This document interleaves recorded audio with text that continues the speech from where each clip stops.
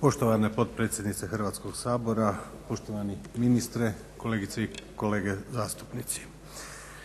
Ove izmjene Zakona o stečaju su normalni slijed nakon donošenja Zakona o financijskom poslovanju i predstečajnoj nagodbi koji je stupio na snagu 1. listopada ove godine. Hrvatski laburisti – Stranka rada u više navrata su upozoravali da imamo višegodišnju negativnu praksu primjene Stečajnog zakona kao i samog tijeka provođenja stečaja. Loše vođeni stečajevi, loša zakonska rješenja stvarali su učinke koji su ostvarili ogromne negativne tragove na gospodarstvu, ali su bili kroz određeno razdoblje i generatori velikog broja nezaposlenih koji na današnji dan iznosi 342 400 na Zavodu za zapošljavanje. A ono što je najgore, nestale su tvrtke koje se nikad nisu uspjele pokrenuti nakon otvaranja stečaja.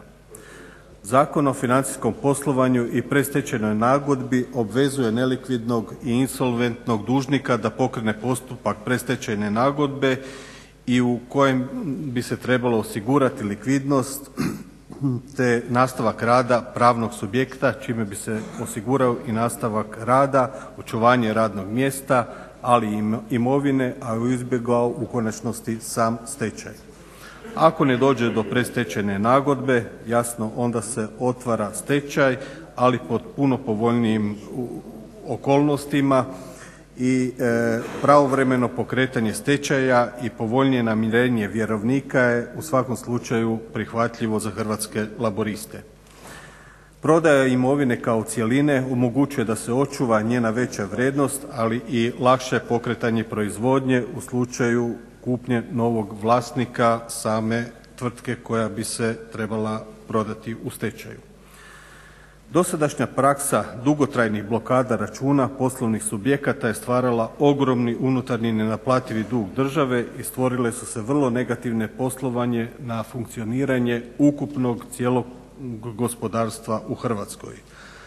U prijašnjoj praksi kad je dolazilo do otvaranja stečaja narasla dugovanja daleko su nadmašila vrijednost imovine poslovnih subjekata te takva tvrtka više nije imala jednostavno šanse za opstanak i u samom stečaju. Veliki je problem može biti što ova dva zakona, Zakon o financijskom poslovanju i predstečajnoj nagodbi i izmjene Zakona u stečaju dolaze u jednoj vrlo teškoj gospodarskoj situaciji te je teško prognozirati efekte koje će oni izazvati na gospodarstvo ako znademo da postoje određeni negativni trendovi, da imamo 73 853 blokirana poslovna subjekta pravnih i fizičkih osoba koje obavljaju registriranu djelatnost sa oko negdje 63 000 zaposlenih i sa ukupnim dugovanjem preko 44 milijarde kuna. Zabrinjava i podatak koji se odnosi na realni sektor, prvenstveno na građevinarstvo gdje skoro 10 milijardi kuna je dugovanja i oni sudjeluju negdje sa 22,3% u ukupnim dugovima. Krajem rujna u toj djelatnosti bilo je blokirano 10 890 poslovnih subjekta. Iza građevinarstva po visini neizvršenih osnova za plaćanje je prerađivačka industrija sa 5,8 milijardi kuna dugovanja i udjelom od 13% u ukupnim dugovima sa 7810 blokiranih poslovnih subjekata. Za primjer ako to prenesemo te podatke na glavni grad, grad Zagreb, imamo čak 39,5% ukupnog iznosa dospjelih neizvršenih plaćanja i 28,6% od ukupnog broja blokiranih pravnih i fizičkih osoba. A zagrebački poslovni subjekti imaju neizvršenih naloga za plaćanje u ukupnom iznosu od 17,6 milijardi kuna, a krajem rujna bilo je blokirano 21 169 poslovnih subjekata.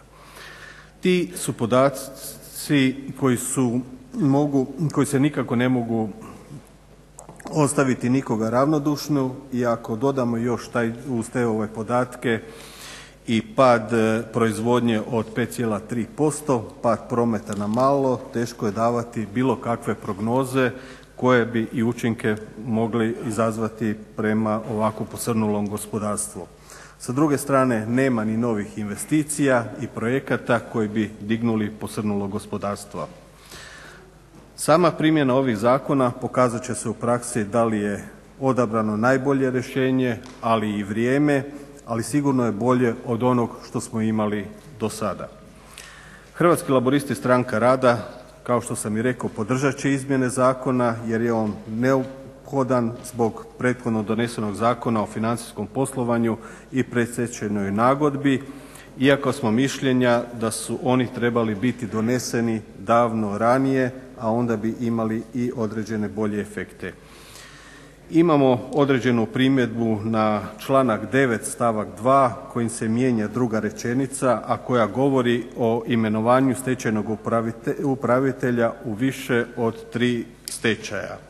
A prva rečenica ostaje nepromijenjena te stečajni sudac može, a što znači da i ne mora po službenoj dužnosti razriješiti stečajnog upravitelja i prije isteka roka od 1,5 dana ako svoju dužnost ne obavlja uspješno. Smatramo da odredba može treba da se zamijeni sa će ili bude, jer ako netko ne obavlja dužnost uspješno treba biti smijenjen, a ne da ostane to kao određenu mogućnost, a u praksi riječ može dovesti i do toga da imamo više stečajnih upravitelja od ona 3 o kojima se govori da bi vodili stečaj, kao što je do sada bila i praksa.